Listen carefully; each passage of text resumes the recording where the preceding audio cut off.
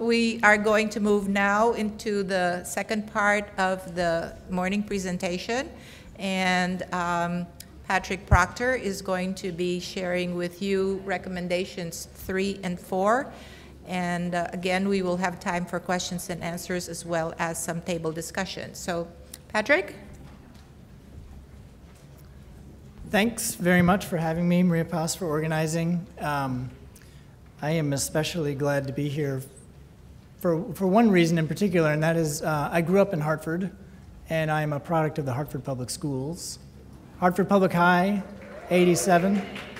I just told you how old I was. So it's nice to be here. It's nice to be back home.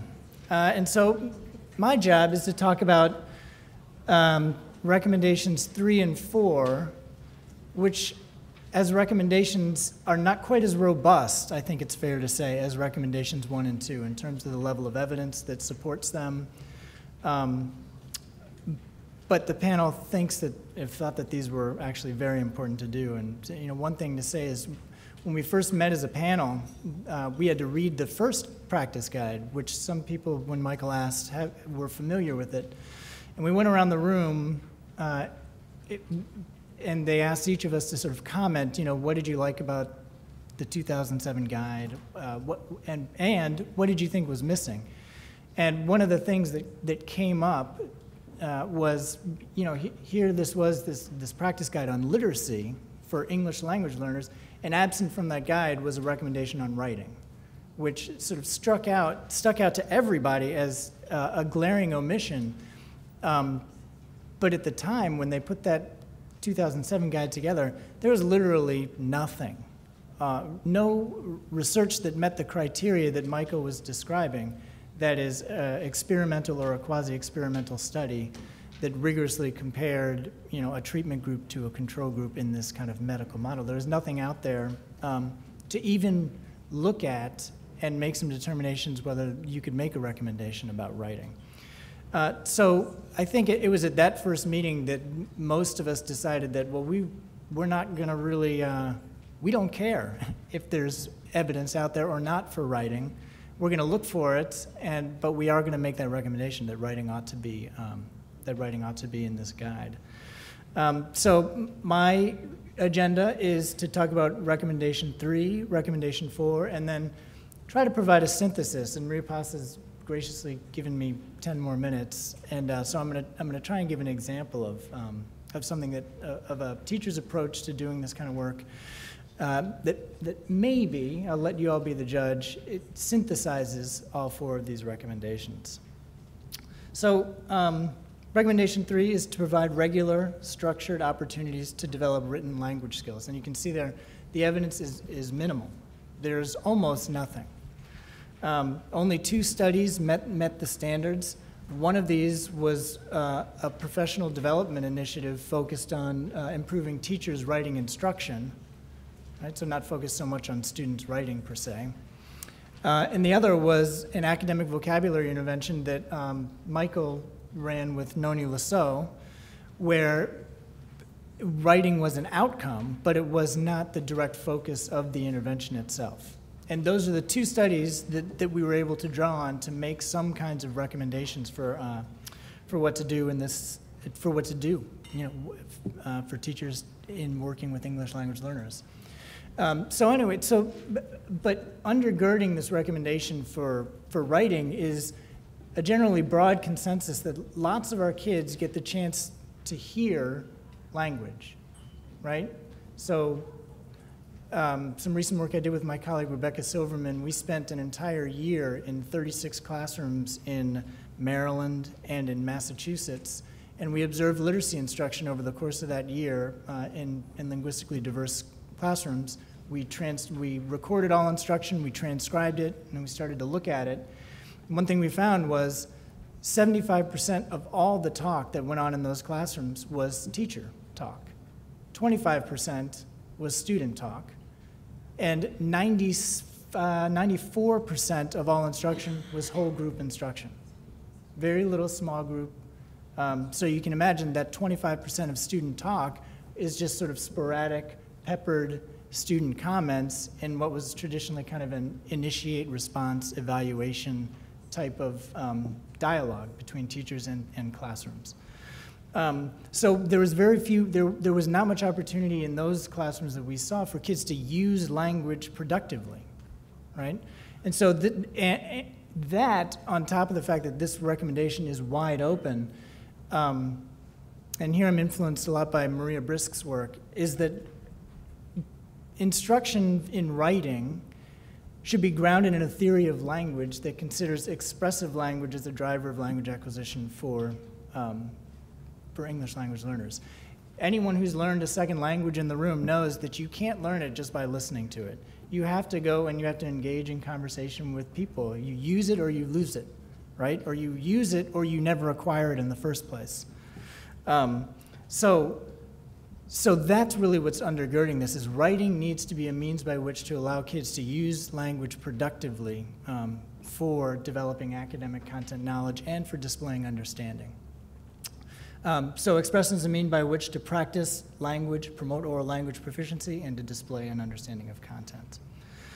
So there are 4 instructional elements, and for this recommendation, I'll go through all 4 of them, and I'm going to provide you some examples from some work that some colleagues of mine, including Maria, have been doing, to see if it resonates with you. Because like I said, it's an open recommendation. So as researchers, or at least from my perspective as a researcher, I'm very interested in how teachers do this and documenting that and seeing what works and what doesn't, rather than saying, do this, and seeing if it works, right? So there's a lot to learn from the field with this recommendation.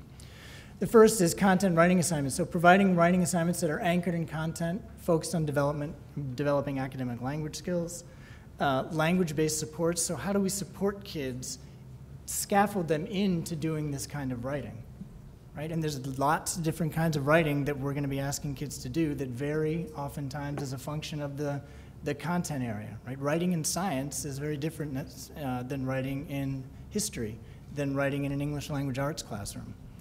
And even within those disciplines, there are different genres of writing that we as teachers have to attend to. Working in pairs and small groups. Again, going back to the research that I was just telling you about, we didn't see much of that at all, right? And so how can kids work together to support one another, and thinking about our grouping strategies, whether that be by English language proficiency, whether that be by native language proficiency, need to be taken into account when we think about assigning writing. Not to mention the language in which writing occurs.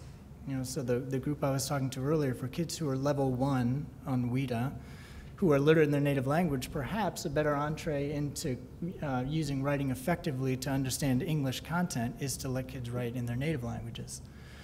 And finally, assessing writing. And so that means a lot of different things, not just summative assessments, that's a 5-paragraph essay at the end of a unit, or the published product of going through the writing process, but rather having kids writing every day for varied purposes of different lengths, of different topics. Those can be used formatively to understand where kids are at in terms of their language development and their content understanding. So here's one. So step 1, provide writing assignments that are anchored in content and focus on developing academic language as well as writing skills. So this I take from Maria Brisk's recent work. So teach from a genre framework. So in order to write well, kids have to understand what the language demands of writing are, right? So for example, in science classrooms, often kids have to write a procedure to a science experiment, right? So this looks pretty simple, right? So the genres of procedure, there's materials, there's steps, right? And then they have to conduct the experiment. So an experiment, a procedure has some stages, right? So there's a goal, there's steps the student have to take, and there's materials, right? So understanding the structure of that genre is important, but there's also language demands built in here. One, what are called adjectivals. These are words that describe the materials that are being used. So you need chalk, but it's not just chalk, you need a certain quantity of chalk, right? So pointing kids' attention to not needing just distilled white wine vinegar, but needing 50 milliliters of distilled white wine vinegar. And then there's these things called, the things are coming next. But when you write a procedure, there's tenses that you have to deal with. So most procedures are written in the imperative tense, right? So one thing that's absent from a lot of writing instruction and a lot of language instruction is a focus on syntax and grammar, and that has gone away because as a field, we sort of agreed that that was deadly and painful and we don't want kids diagramming sentences, right? I did that in middle school, at Quirk Middle School, and I hated it. And because it's a boring, rote task, right? So but that doesn't mean that it's not effective. I actually learned a great deal of grammar by doing that. And I am bilingual and biliterate, and when I came to the task of learning Spanish in those grammar translation classes, you know those ones where, you have a little paragraph that says something like, El niño se llama Juan, y Juan se fue a la tienda, right? And then the comprehension question is, ¿Cómo se llama el niño? So I knew from my grammatical and syntactic awareness that, I can go there and I can go back to the text and I can figure out the answer. Right, so building that syntactic knowledge in English for me was incredibly useful in becoming bilingual and biliterate myself.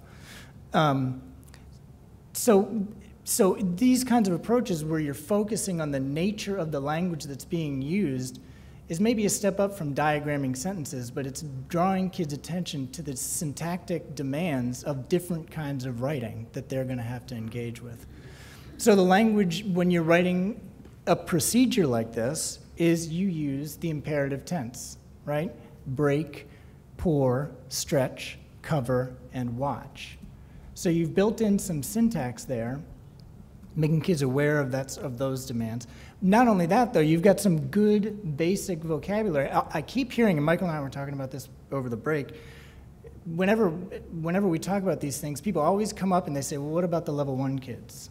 What about my level 2 kids? These recommendations make a lot of sense for 3, 4, 5, but what about my really low proficiency students? And we were talking in the group over here when in a lesson on forces in motion, the example is the acceleration of a car, right? And for a level 1 kid, a teacher who's trying to teach acceleration might be missing the boat because you still have to teach the word car, right, before you can get to acceleration.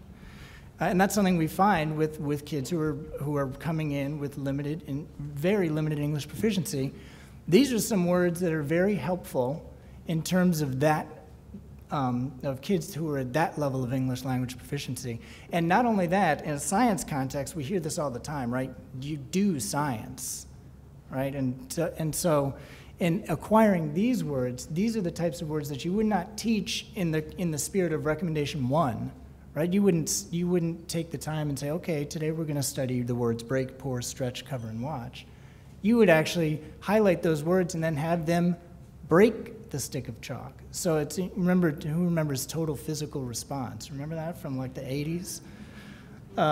It's like that, break it. You sort of have a total physical response that's being attached to these different verbs that are in a syntactic context of giving commands, right? And you could even get to the point where you say, the subject of this sentence really is you, right? Because that's what we learned in those diagramming sentences. So you can get at the syntax that way through the different language demands of different genres. And finally, there's these things called adverbials. And so this is coming from a framework called systemic functional linguistics, which, is, some people are nodding, and, it's a linguistically complex theory, but what it tries to do is break down the way different parts of language work. And so these adjectivals, you have to break the stick of chalk, but you have to know where, right? On the paper plate, using the bottom of the Erlenmeyer flask, right? And where do you pour the chalk? Into the flask. Again, into the flask. Cover the top with the balloon. So it's extending these directions in a meaningful way for kids, and they're attending to different parts of the sentences. So step 1, attend to language. Step 2, for all writing assignments, provide language-based supports to facilitate students' entry into and continued development of writing. So this one, I think people tend to be a little bit more familiar with, and stuff that's more mainstreamed in terms of working with English language learners. This is going to include things like graphic organizers, sentence starters. They're common among elementary and middle school classrooms. So this part of the recommendation is pretty standard. It's coming from what we know from the field already amongst teachers who are working with English learners. But if you go back to this example of the procedure, right, you do an experiment, but you don't just stop there. What do you do after you do the experiment? You write it up, right? So the experiment is the procedure, but when you write it up, that is a procedural recount, right? You're recounting the nature of the procedure. And if you think about the language demands of the recount, so if you look at this little sort of organizer for a procedural recount on the left, I'm not sure how visible that is. And this is embarrassing, but I'm going to do this. So the first paragraph is, what was the goal of the experiment? Restate the goal. Provide an orientation, so tell the reader about the materials you used, right? Talk about the events, describe what was done, and what were the findings, right? And all of that is no longer in the imperative tense. Now it's in the past tense, right? So kids need to know that it's the same discipline. In fact, it's the exact same experiment, but the genre has changed, right? And so having kids attend to those kinds of language demands provides a good basis for syntactic and grammatical understanding while also representing what it is they know and what it is they learned from doing something like a science experiment in class. So step 3, using small groups or pairs to provide opportunities for students to work and talk together. So here's some work this is actually in the practice guide, but I am going to review it. So one way to do this is, so recommendation 2 talks a lot about having kids talk together, provide the opportunity for oral language interactions, and to develop language and to develop content knowledge through interactions with one another. So one of the teachers who we work with in the Boston Public Schools tried this little experiment with her kids. So they're reading this novel called Sadako and the Thousand Paper Cranes. I don't know if people are familiar with it, but Sadako is it sounds like some people are familiar with it. Sadako is a young girl in Japan during World War II and acquires leukemia as a result of the bombing of Hiroshima and Nagasaki, right? And so she ends up passing away at the end. Sorry, it's a spoiler. But she does, and it's very sad. And it's also it's kind of a gripping book, right? Because it's trying to get at some of these tensions, foreign relations tensions, understanding of World War II, its antecedents, what happened, and the repercussions following the bombing of Hiroshima and Nagasaki. So this teacher is reading this book with her students, and so they're reading along, and she's following all the good tenets of close reading, and she's chunking her text and having kids talk about the gist and things like that, but she wants to get a little bit deeper with her kids and to think about it. And so she starts to ask them these sort of contentious yes-no questions that are both right, or they can both be right, but kids need to decide what they think, take a stand on it, use evidence from the text, and defend their answer, defend their stance, right? So the teacher says, all right, we're gonna first start with a quick write. So I want you to write, was Sadako's family right to blame the U.S. for her death? Right, so her family in the book blames the U.S. for the bombing. If the U.S. hadn't bombed Japan, Sadako would never have gotten leukemia, right? And so was she right to, were they right to defend the U.S., to blame the U.S. for her death? So the kids write, 20 minutes, their response to the answer. Teachers asking them to use evidence from the text. Why do you think what you think, etc. Then she puts them together in small groups, and she asks the question again: was Sadako's family right to blame the U.S. for her death? So she's done a couple things here so far, right? She's getting kids to write first. Secondly, she's getting kids to write as a scaffold for preparing them to talk. So she's getting them to organize their ideas by having them write, right? And then the kids have the discussion, and lastly, she says, all right, now you're going to write again, right? And think about your discussion and rewrite your response. So here's a little segment, and I'll read it, of one of the conversations that went on in this classroom. That really gets at the nuance. So, and I'll say, these are tricky. When getting kids to talk about these sort of contentious, worthy of discussion topics can be tricky, especially when they're political, because that is I'll read it, and you'll see what I mean by why it's tricky. So Jayla says, Haley, I kind of disagree with you because what do you mean by Sadako wasn't there? I mean, Sadako wasn't there. We all knew that Sadako wasn't there. They didn't even know a lot of Japanese people, but they had to do what they had to do to make peace. She's talking about the United States dropping the bomb to make peace. Sadako was only 2 and caught the disease getting older. It wasn't her. She didn't know, and they didn't mean to kill her. They dropped the bomb to show to say peace, we need peace, we have to stop until someone stops. And so Sadako wasn't there at the time. She was just a little one. But you understand that I'm right, right? Kids get real forceful. It's interesting, when you do these small group discussions, which I recommend, kids assume different positions in these groups. Like some of them are leaders, some of them are listeners, some of them are peacemakers. Jayla's a leader, right? She's very sure of herself. Marvin says, I want to add on to mine, and he's talking about his writing, right? I want to add on to mine because they should sort of blame the United States, because Sadako, she was almost going to graduate, and she had a big race coming up. And then Clifton says, all right, I wrote no, because every day Sadako would build paper cranes so that she could live a little longer, because she wasn't ready to die. She was only 9 years old. Jayla, you mean 11. She is the monitor in the classroom. Yeah, 11 years old. Carlos, what Marvin said, they kind of shared, because what did they bomb Japan in their town? Why didn't they bomb the government? Because since the innocent people wouldn't get hurt, shouldn't the people that caused that get hurt? And now he's referring back to their history, because they studied Pearl Harbor and the antecedents of U.S. involvement in World War II. And finally, Jada says, oh, I agree. I strongly agree. I think that was an excellent question. That was really, really good. I think you got it. I mean, you did it really good. So she's kind of nice. She's understanding the student's position. And but I think the U.S. did that to show them a lesson, because their government represents the whole state. And so Jayla is not convinced. She respects the interaction, but she's not convinced. She still thinks she's right? She still says, no, Sadako's family was not correct, or was not right to blame the U.S.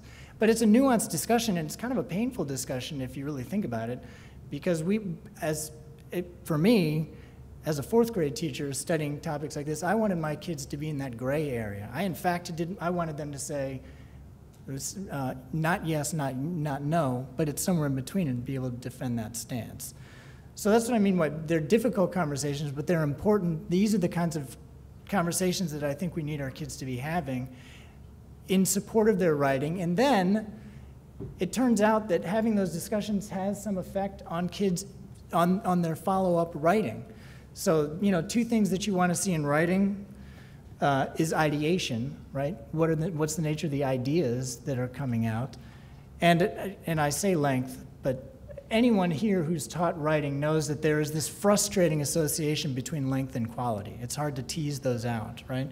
So what we saw when we looked at the students' essays, pre-discussion, total ideas expressed about 8.5, post-discussion, 12 on average in the kids' essays, 12 ideas. Some of those are repeated. You also know that kids will say the same things over and over again in their essays. But unique ideas also went up from 7 to about 10, right? So they're picking up ideas from the discussions, and they're writing more, arguably based on the discussion. It's sort of a naturalistic experiment to see, controlling for initial thoughts, how does the discussion moderate or mediate your thinking later, your individual thinking later. So that's one really good way to use small groups to scaffold kids into writing and to help promote their writing as they go forward. Recommendation 4 is talking about assessing students periodically to identify needs and provide positive, constructive feedback. So again, basically I just put a list of things that lots of teachers do and that we should all be doing periodically, right? It's not just these summative writing assessments that matter. It's having kids write quickly, doing exit slips after a lesson, these sort of pre-post writing assignments that I just described to you, that are going to give us as teachers a much better sense of where our kids are at in terms of their language use and their ability to use it productively. So recommendation 4, this is a tricky recommendation for if anyone who's been reading it. So providing small group instructional interventions to students struggling in areas of literacy and language development. So there's some moderate evidence that this is true. So 6 randomized controlled trials met these WWC standards. But interestingly, if you look at sort of, it's a kind of a bimodal distribution, right? So 5 studies were focused at the primary grades where kids are being identified for need. You can imagine what those needs were at those lower level, not lower level, but lower grade levels. And only 1 study focused on grades 6 to 8. So there's this gap in the literature between 2nd and 5th grade, and sort of what it is that, what do we know and what can we do and how do we identify children for these types of services. The results were reported for English learner samples and subsamples or for an entire sample of students. So this is something that came up a lot in our review of the literature, which is good, is that they typically included English learners with native English speakers.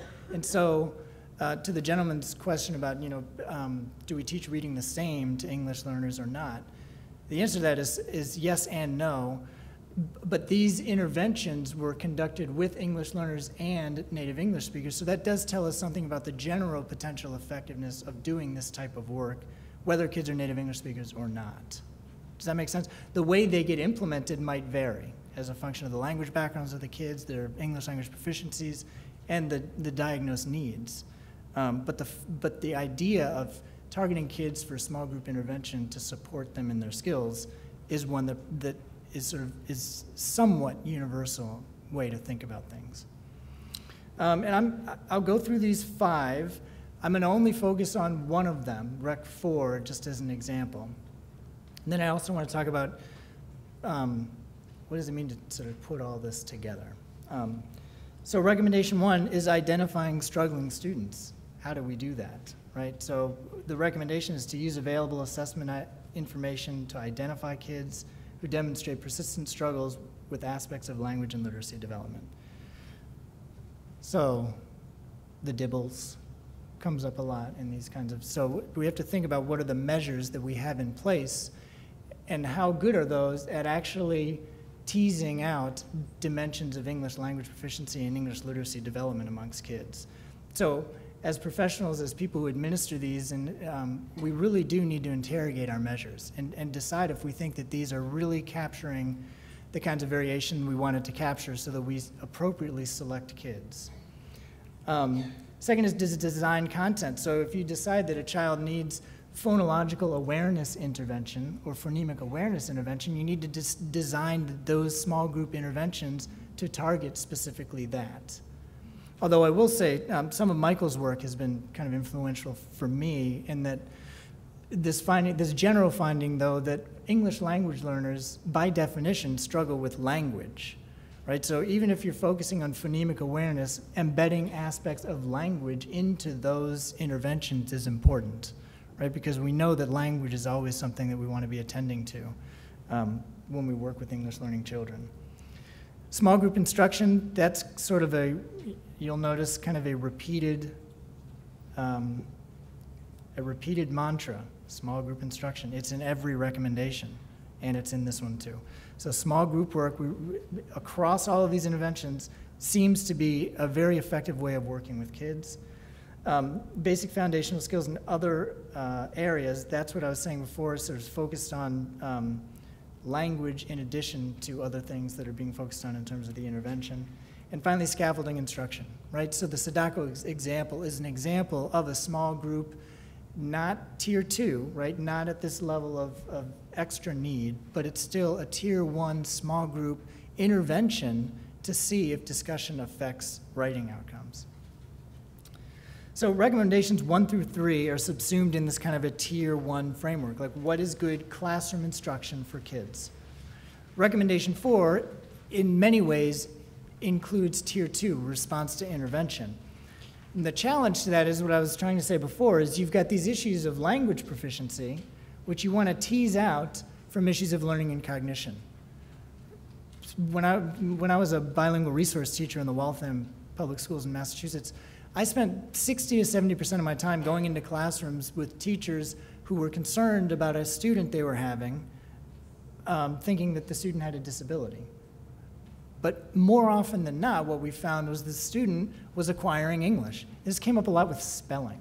Like, students would be writing, and their spelling would be phonemically as if they were writing in Spanish, for example. And the teacher, being unfamiliar with Spanish, would think, oh my gosh, something's wrong here, right? And so it would take some time to work with the teacher to sort of to do this unpacking. No, this isn't a learning issue. This is a language proficiency issue. And in fact, the fact the student is doing that, making those kinds of errors, is a good sign, not a bad one, right? So here's one example. So for students who struggle, this is step 4, with basic foundational skills. Spend some time not only on those skills, but on vocabulary development and interventions, and listening and reading comprehension strategies. So in this example, it's a mini vocabulary lesson for additional vocabulary instruction, sort of focusing on these tenets of recommendation 1, but in a small group intervention environment. And Ms. Parker has groups of 3 to 5 students, and she does this quick 10 to 15 minutes devoted to trying to master new words. And so her lesson design in these short targeted intervention is to have kids say the words, so establish some kind of like phonological pronunciation anchor, provide a student-friendly definition. So again, in the group I was talking to, there was a comment, I'm trying to think of what the word, determine. They're saying, determine the gist of this particular paragraph. But half the kids chimed up, raised their hand, and said, what does determine mean? Right? Which you can easily get around by providing a student-friendly definition. Find out, right, the gist, or tell the gist, figure it out. Providing examples. So the teacher provides an example of a word. So some words are good for that. Some words are good for visuals. Some are not. So you have to think about that. Having kids write using the words, but it's not. And using vocabulary logs. I'm a little. That doesn't mean here's your word, use it in a sentence. It means try and use the words in a productive way that's getting at content knowledge. And finally, a graphic organizer. So kids are able to sort of understand how these words are working together in conjunction with one another. But capitalizing on the overlap in the recommendations, so you can see there's lots of different ways that these go together. So you can combine opportunities to write with academic vocabulary, with small group interventions, expressive language content with small group interventions, academic vocabulary with expressive language content. So in some of those discussions, you might have target words, and you say, all right, in your discussions, I want to hear you use our 3 focus words for the week. And that's always interesting because when kids sometimes when they do that, they're learning the word, they know what it means, but they use it wrong, right? It's a noun, but they use it as a verb, for example. Like I was tried to teach my daughter sarcastic and sarcasm, and she caught me being sarcastic, for which I have to pay $0.25 on Sundays. And so she says, oh, Daddy was just being sarcasm, right? So she knew what it was, she could define it, but she wasn't quite using it syntactically correctly just yet. And then you can merge Recs 1, 2, and 3, or Recs 2, 3, and 4, or all of them together, right? So they're meant to be in this sort of cyclical relationship with one another, whereas if you're doing one, you're often doing more than one by the nature of the way the how-to steps are laid out. So in my last 8 minutes, I want to just show you an example that I think is a decent example of of a science teacher, again a science teacher, trying to put it together. Her name is Ms. Concha. In Massachusetts we have sheltered English immersion. That's all we got since we eliminated bilingual education. And she's an SEI, sheltered English immersion teacher, with levels 1, 2, and 3 English learners in her classroom. And she's working with them around antibiotics and bacteria. And so she's really focused. A lot of you will be familiar with the claim, evidence, reasoning approach to doing a lot of academic content work these days. So she wants kids to be able to articulate relevant evidence that supports this claim. which is a mouthful. Antibiotics cure infection by killing all types of bacteria in the body, including the harmful bacteria that cause infection. That's too much if you're a level 2 English language learner. You're not going to be able to make sense of that. So what you have to do is you have to reduce the language demand while maintaining the cognitive demand, right? So they've read this text, the Human Microbiome article, which we're not going to look at. But let's just assume that she's followed all the practice guide recommendations for doing this well, and the kids have gone through and read this, so they've got that in their back pocket.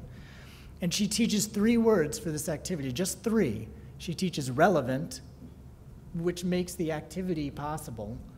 And then she teaches 2 other ones, antibiotic and bacteria. It seems like you probably need to know that if you want to support the claim, right? So then they work together to reduce that claim to the same claim, but with much less language. Antibiotics kill bacteria, right? And so now you're focused on the 2 targeted words that you've focused on per recommendation 1, and you've inserted a single high-frequency verb, kill, which lots of kids know, right? So antibiotics kill bacteria. It's a basic concept, but it's something that kids now need to go forth and figure out what is relevant evidence to support it and what is irrelevant evidence to support it. And so here's how they reduced it that way. And so she provides her students with a series of 6 cards. So now, Michael was talking about this earlier, providing extra linguistic information, right? Visuals that kids can try to map to concepts. So she provides her kids with a series of cards A through G that contain information that either supports or doesn't support the claim. And I'm going to show you some of the slides and see if you all can figure that out. So here's 4 of them. So she's got the kids in pairs or small groups, and she's handed them these cards. They're all separable, and there's 2 piles, a relevant pile and an irrelevant pile, for evidence that supports the claim. So here's the first 4 cards she gives them, and she asks the kids to look at them together and together figure out which one's going to which pile. So take a look at that. And briefly, in your group, in like 1 minute, try and decide which card or cards is relevant to the claim that antibiotics kill bacteria.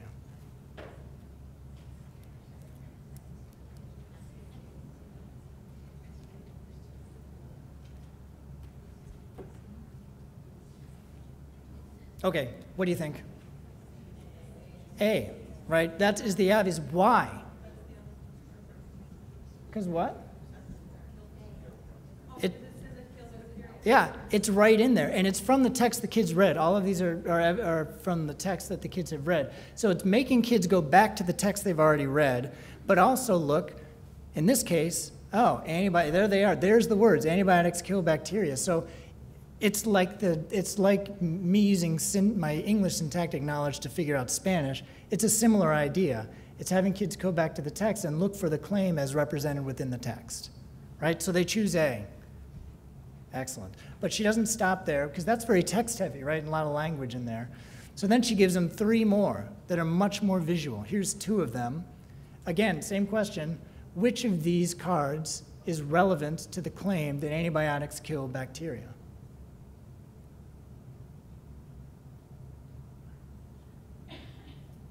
Which one is it? It's F, right? And look what she's done. She's got the words, she's got the keywords in there, bacteria and antibiotic, right? And you can see that the bacteria are running away from the antibiotic. So the cognition involved is you have to make inferences based on the images that support or don't support the claim. An eyelash mite, that's got nothing. There's no evidence to suggest that that would be relevant to that claim, right? And then lastly, she gives them this one. Here's a final card. So the question of this one is this evidence that supports the text? They've got them all. I'm sort of presenting this to you in a different kind of way, but now the answer is yes or no. Does this support the claim that antibiotics kill bacteria? Yes, it is. Because there on the left there you have gut bacteria again in the person with food poisoning, reduced gut bacteria. So now there's a new word in there, reduced. And what it requires kids to do is read in a different way. Read images, not read text, right, in the service of the claim.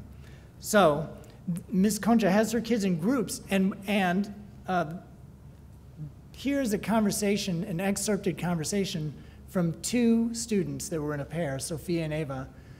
Ava is more English proficient, about a level 3. Sophia was between a level 1 and a level 2. Both are Spanish speakers, right? So there's two different kinds of groupings going on here, right? There's heterogeneous grouping by language proficiency. There's homogeneous grouping by language background, right? So here's their little conversation. This is just part of it. Sophia says, "Irá está acá," so they're trying to sort the cards. So does this one go here? And Eva reads aloud. She reads aloud the card. So again, kids are going back into the text. Now they're reading aloud, and they're revisiting the text through repeated exposures to it. So she reads that. And then Sophia chimes in, "Make people very sick. I think this here," and points to the irrelevant pile. Turns out she's right? That particular card was irrelevant. But Ava, much like Jayla in the other transcript example, she pushes her. She's like, "Why? Why do you think that?" And so because dice, it says, "Unfortunately, not all bacteria are helpful. They can invade the human." So she's reading again, and then she says, "I think yo no puedo hacer bien la cosa esta." So she's frustrated, right?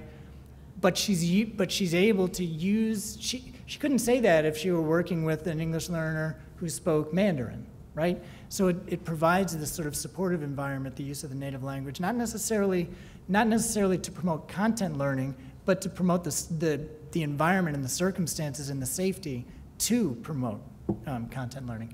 And then Ava says, "Okay, I think here is," and she points to the cards in the irrelevant, and then she explains why. So they're constructing this together. So Sophia got it right, but she couldn't really figure out how to say it because her language isn't there. So now Ava is providing the language model that Sophia needs to really understand why this is an irrelevant thing. And she's using an irrelevant piece of evidence. So like not connecting the claim, and then she says, "And look, if you see here, antibiotics killing bacteria." So she's directing her back to that card A and saying this is right because it says what we're looking for. So again, in closing, this is all, the idea is to be focusing on academic content and language, but there's so many ways to get at it. And what Michael was saying at the beginning is one of the benefits of the guide is it's not offering platitudes. It's saying try these 4 specific things, and here are some ways to go about it. But there are so many permutations and combinations of ways that teachers can do this. But as a guiding framework, we think it's a good way to start thinking about this kind of work with kids, and hopefully this is useful. So thank you very much, and we can take questions.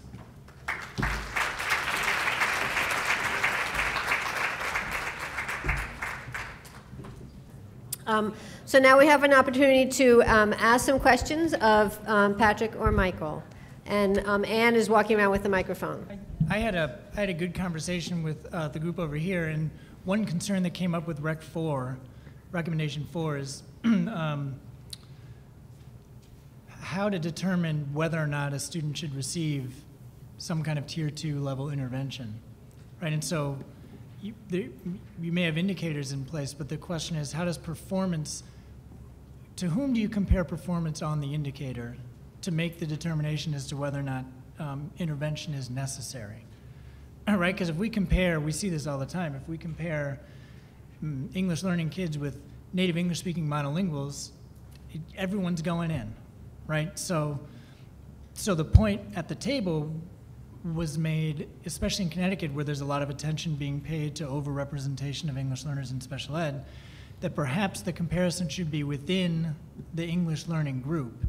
And even within the English learning group, perhaps attention paid to sorting by language background as well. So I wanted to make that point because I thought it was a good one, and it's something worth considering. I don't know if you like it. Yeah, I think I absolutely agree with that. I think it also, the other thing to think about a little bit is it depends on the specific skills you're thinking about.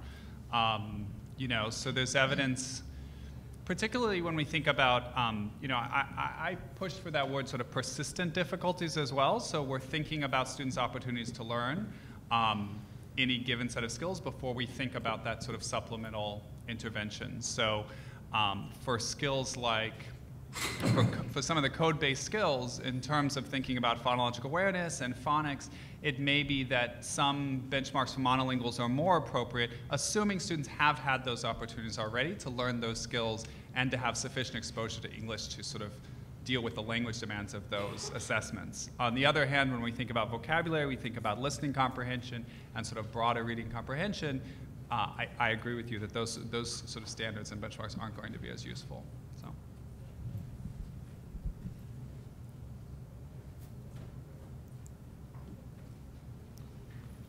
Any other responses to either of the presentations this morning or questions?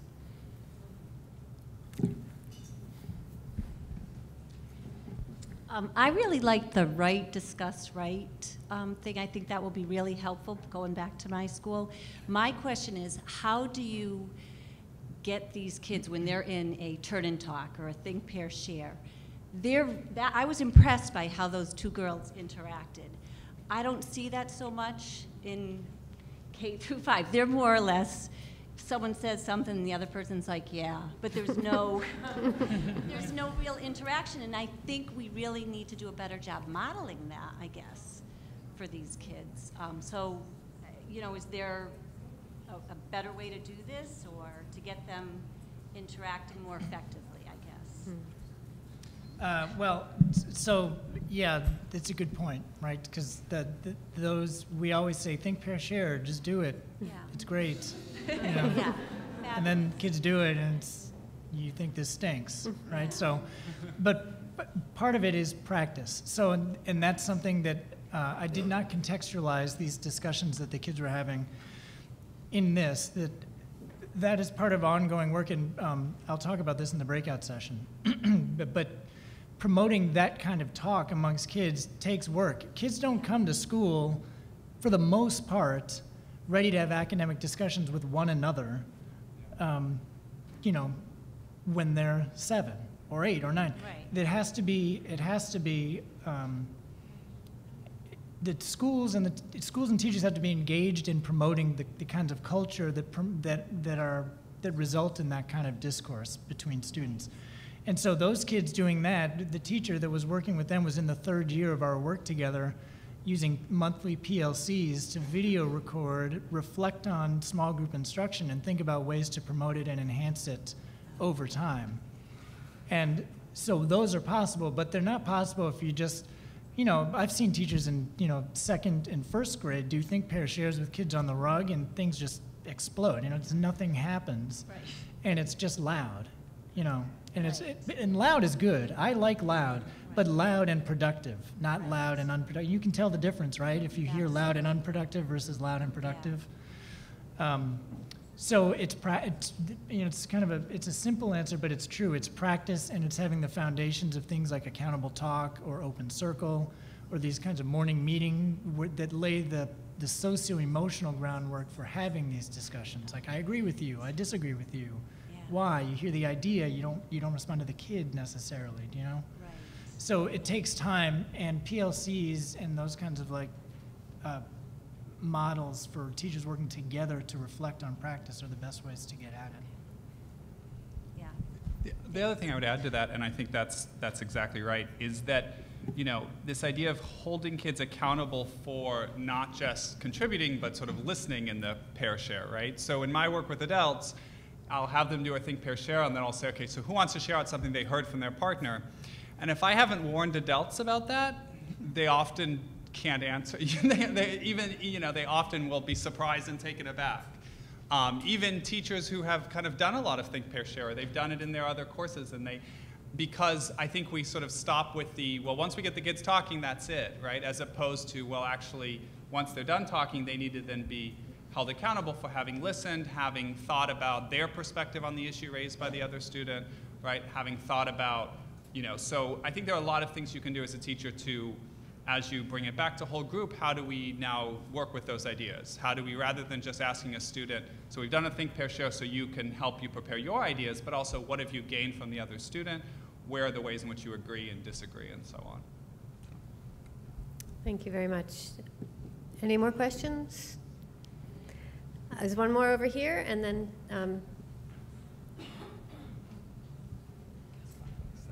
We were discussing recommendation 3, and we were talking about the struggles that a low incidence district can face. You know, oftentimes, I'm the only teacher in the district between 4 or 5 schools. So oftentimes it can be difficult to make that planning time to collaborate with a regular ed teacher. And then sometimes, you know, as a former regular ed teacher, I know that my plans will change, you know, from day to day. So it's that struggle of how do you plan ahead to make sure that our students, you know, are going to understand the lesson, the vocabulary, et cetera. So that's just something that we were talking about. It's hard. Well, Yeah.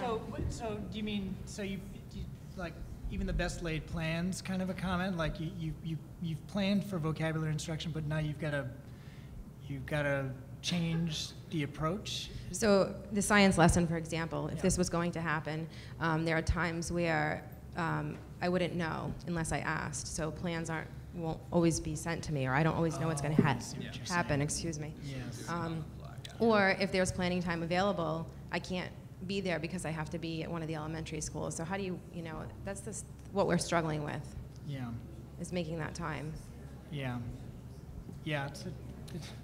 And, you know, building it into a schedule versus taking time away from students. So Everyone says That's right. I mean, and I think, you know, one way to think about that is to think about what you can do in terms of routines that are, you know, you have a set of structures with a general ed teacher that sort of, here's how we're going to do this, right? And that those routines take planning initially. So the beginning of the year, you've got kind of a lot of work to do, but then those routines start to sort of come into play.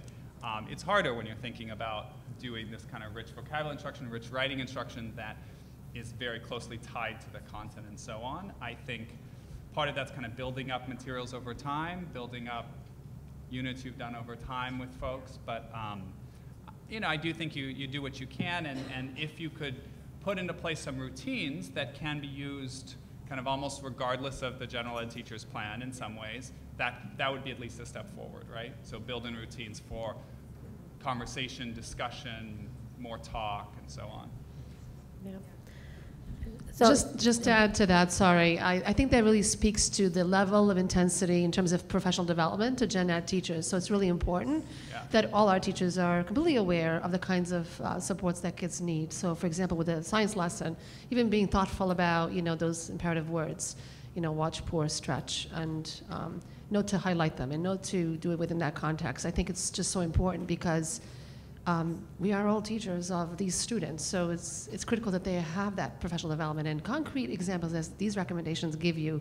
That's what I really like about it, is that they're very concrete, they're very thoughtfully introduced, that I think teachers can look at that with some facilitation and really begin to understand this at a deeper level. So, thank you. Yeah, that is, in many ways, I would say the target audience, you know, is mainstream content area teachers. You know, who's a bilingual teacher in the room? Because in bilingual education, we've been saying this for decades, right? You teach content through language.